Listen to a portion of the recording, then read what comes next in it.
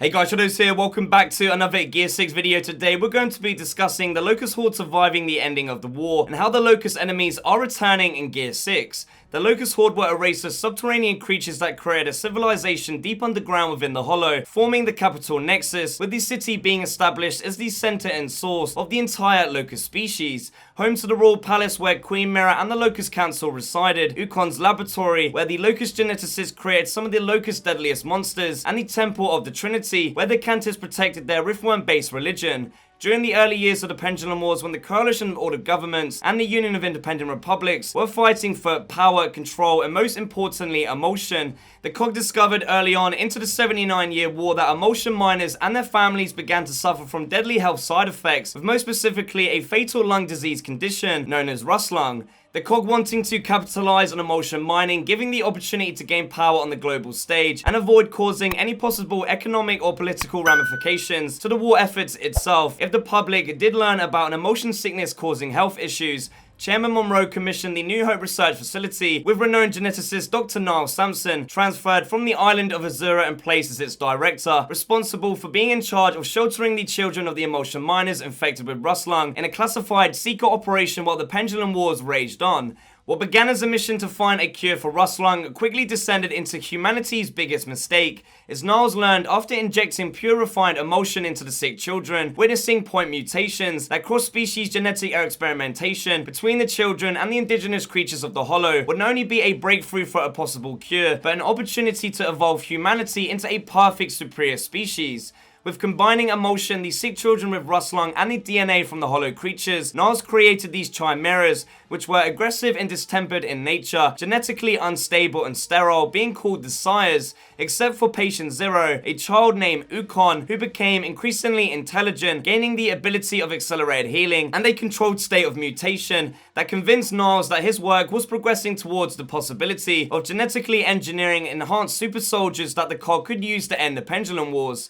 After the discovery of a human child called Mira, when exposed to pure injected emotion, showed complete genetic immunity, with her DNA actually gaining beneficial traits such as positive cells generation, aging at half the rate of a normal human child, and resistant to disease, achieving a perfect immune system. Niles' work began to soar as himself, the remaining loyal scientists, and his test subjects were relocated to a secret underground Malkadar facility, where Niles combined sire DNA with Mira's adolescent embryonic stem cells in successfully creating the first original Locust in the female matriarch, which was blessedly able to reproduce, birthing the first generation of the Locust in the male hybrid drones and the female hybrid berserkers, leading to humanity's direct creation of the Locust Horde, which would become the humans of Sarah's biggest downfall, as a new race would challenge for the dominant species on the surface and control of planet Sarah almost an entire century later. As the emotion lambency parasite continued to evolve and mutate, it forced the Locust Horde to abandon the Hollows and invade the surface of humanity on Emergence Day in a Locust War that would last for 17 years, being ended by the activation of the emotion countermeasure machine created by Adam Phoenix, which sent a pulsing blue radiation wave across the planet, designated with targeting infected cells, killing off emotion and all lambent infected beings, and what was assumed hurting the Locusts also. However, instead, the Horde survived the ending to the Gears of War 3 campaign in multiple instances, and will be returning in a major way as the main enemies in the Gear 6 campaign story. Firstly, to begin with, for over 100 years since their original inception within the Malkadar laboratory, Niall Sampson's original creation of the Locust Horde and the Locust Hybrids did survive by being placed inside stasis tanks that acted as time chambers, being undisturbed and unaffected by all of the events of the Pendulum Wars, the Lambent Civil War, the Locust War, to the Lambent Pandemic, until they were awoken by Kate Diaz and Del Walker's visit to the facility 90 years after it was frozen by Niles with a cryogenic lockdown. Once Niles had successfully created the Locust Matriarch, the birth mother to the Locust Horde, thousands and thousands of hybrids were created inside the lab,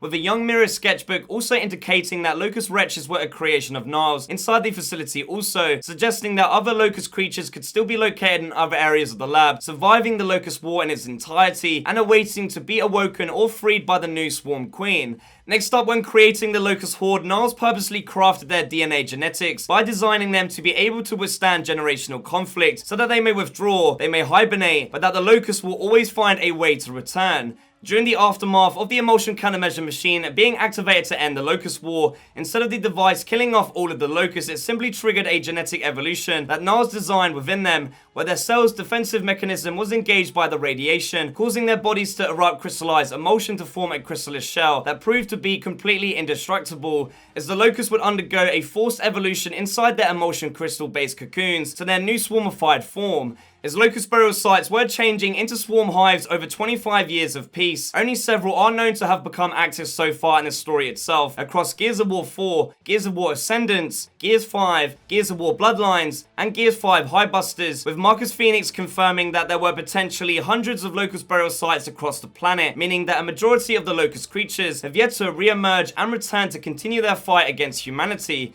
So far, we have only seen Locust drones returning as evolved Scions and Wardens, as well as Locust Brumacs returning as evolved Swarmacs. Now that the Swarm have their new leader, it is very likely Queen Reyna will be able to resurrect and awaken the remaining Locust burial sites across the planet, and that's seen throughout both the ending to the Gears of War 3 campaign and in the Gears of War 4 prologue, that alongside Locust drones and Locust Brumacs being effectively crystallized by the ICM, that other Locust creatures such as Locust Corpses, Locust Boomers, and Locust Bloodmounts, just to name a few, were also affected in the same exact way, meaning even more swarm crystallized Locusts are going to return in various new forms, as Queen Reyna continues to seek out what Mira started on Emergence Day by destroying humanity and claiming Planet Sera for her people. Lastly, in the following years after the Locust War ended, the effects of the ICM were still being felt by the Horde, and surviving pockets of younger Locusts not as exposed to emulsion survived the ending to the Locust War by harboring themselves inside old cog mines and turning them into a natural-like e-hole.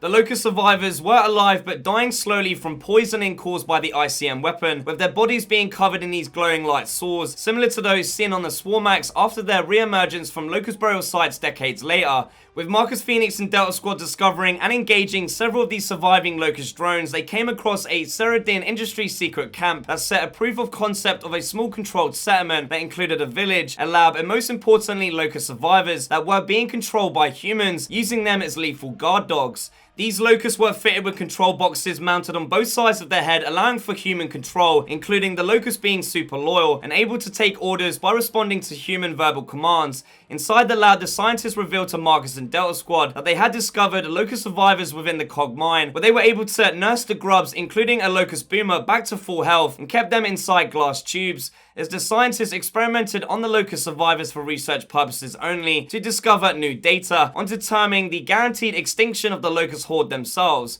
With the news of Locust surviving the emulsion countermeasure weapon, the remaining cog ministers that had survived the Locust War voted in an agreement of establishing special military units tasked with clearing out pockets of Locust resistance, with the main objective of uncovering these Locust survivors and destroying them in secret away from the public. Colonel Victor Hoffman was tasked with putting together the secret Locust cleanup crews, which included Lani Kaliso as part of the 81st Brash Brigade that operated quietly in the outer wilds of Sera, hunting down the Locusts that were still alive after the ending of the Locust War and making them ultimately just disappear. Some of these instances did actually include Locust survivors attacking groups of humans, burying the crystallized Locust bodies, as they saw this as an act of defiling the corpses of their kind and an act of aggression on their existence. Finally, what's very interesting as well regarding the Locust surviving the ending to the Locust War is that there seems to be no mention of the Cantus whatsoever, who could very well be related to the surviving Locusts, opening up an even bigger mystery that does lead to their mysterious origins.